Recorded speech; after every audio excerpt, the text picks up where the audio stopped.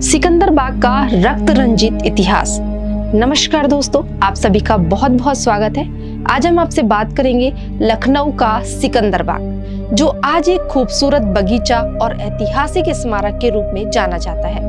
1857 की क्रांति का मूक गवाह है। यह वही स्थान है जहां अंग्रेजों और भारतीय स्वतंत्रता सेनानियों के बीच हुई लड़ाई ने गंगा जमुनी तहजीब की धरती को खून से लाल कर दिया था। 1857 की क्रांति को अंग्रेजों ने सिपोय मल्टिनी कहा, लेकिन हमारे लिए यह भारत का पहला स्वतंत्रता संग्राम था। सिकंदर बाग की दीवारों पर आज भी उस संघर्ष की गूंज महसूस की जा सकती है। बात करते हैं इतिहास और निर्माण की। सिकंदर बाग का निर्माण नवाज वाजिद अली शाह ने 19वीं सदी में करवाया था। यह जगह उनकी पत्नी सिकंदर महल के नाम पर रखी गई। यह बाग लखनऊ के शाही महलों में से एक था, जिसमें तालाब, मंडप और विशाल प्रांगण हुआ करता था। लेकिन 1857 में यह शाही बाग युद्ध का मैदान बन गया।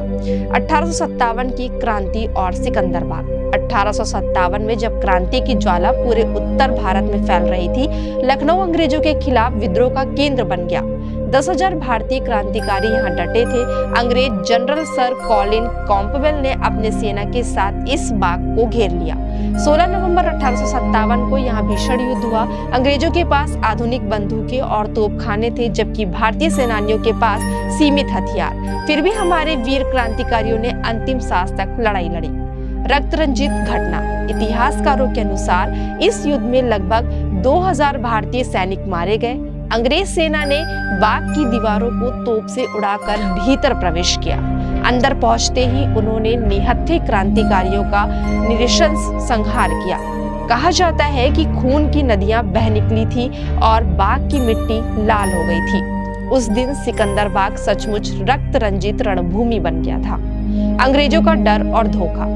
यह लड़ाई सिर्फ ताकत की नहीं, बल्कि धोखे की भी कहानी है। अंग्रेजों ने विद्रोह को कुचलने के लिए भारतीयों में फूट डालने की रणनीति अपनाई। कई स्थानों पर गद्दारों ने क्रांतिकारियों की योजनाएं अंग्रेजों को बताई। सिकंदर बाग की हार के पीछे भी ऐसा ही एक आंतरिक विश्वासघात माना जाता है। आज सिकंदर बाग राष्ट्रीय वनस्पति अनुसंधान संस्थान का हिस्सा है। यहाँ एक संग्रहालय भी है, जहाँ 1857 की क्रांति से जुड़े अवशेष सुरक्षित हैं।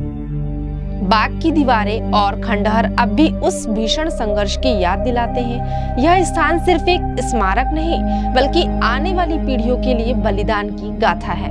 तो दोस्तों, सिकंदर बाग का इतिहास हमें यह सिखाता है कि आजादी सिर्फ संघर्ष से नहीं, बल्कि अटूट एकता से मिलती है।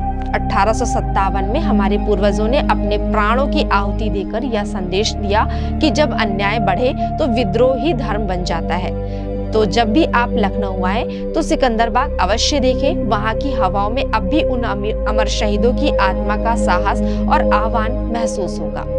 तो दोस्तों, कैसा लगा आपको आज का हमारा ये विषय? अगर पसंद आया हो तो हमें कमेंट करके कमेंट सेक्शन में जरूर बताइएगा। मिलते हैं अपने नेक्स्ट एपिसोड में ऐसे कुछ रोचक व रहस्यमयी विषय के साथ। तब तक के लिए मैं आप सभी से आज्ञा चाहती हूँ। धन्यवाद।